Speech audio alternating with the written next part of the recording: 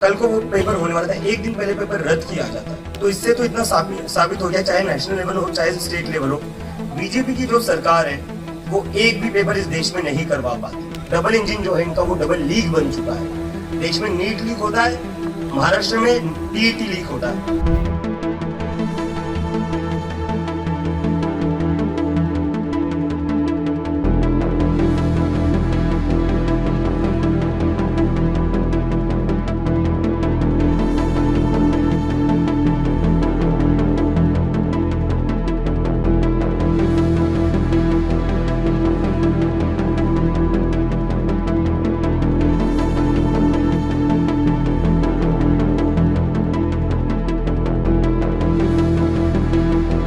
महाराष्ट्र में टीईटी का paper leak हुआ है।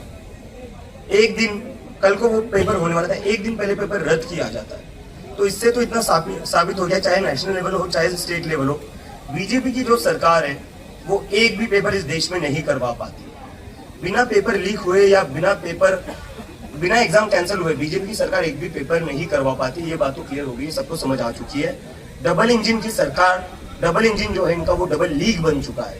देश में नीट लीक होता है, महाराष्ट्र में टीईटी लीक होता है, और ये कोई पहली बार नहीं हो रहा है। 2017-18 में हमने देखा है कि 18,000 जो स्टूडेंट्स क्वालिफाइड किए गए थे, उसमें से 8,000 स्टूडेंट्स की जो रीचेकिंग हुई, उनका फिर से क्वालिफिकेशन चेक किया गया, तो उसमें से पता चला कि 8,000 स्टूडेंट्स जो थे, जो एस्पिरेंट्स थे, वो तो क्वालिफाइड ही नहीं थे। इन लोगों से घूस लेकर सीटें भरी गई थी, और ये पूरा ओपन सीक्रेट, ये सबको पता है। पुणे के स्टूडेंट्स, पुणे के टीचर्स बार बार बोल रहे हैं कि टीईटी के एग्जाम में बहुत ही बड़ा घोटाला चल रहा है, करप्शन चल रहा है, जहां 1-1, 2-2 करोड़ में सीटें बेची जाती है।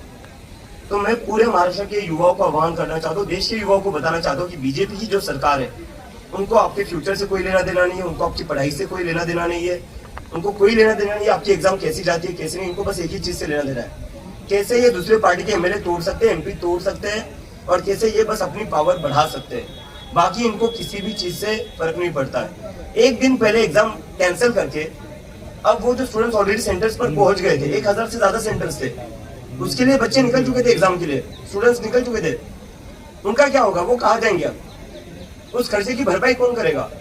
आप 50-50 करोड़ में एमपी फोड़ रहे हो। ये जो स्टूडेंट्स का खर्चा है, जो एप्लीकेशन फॉर्म का खर्चा है, अभी कई लोग ट्रांसपोर्ट कॉस्ट होगा, वह होटल लेकर रुके होंगे, इसकी खर्चे की भरपाई कौन करेगा?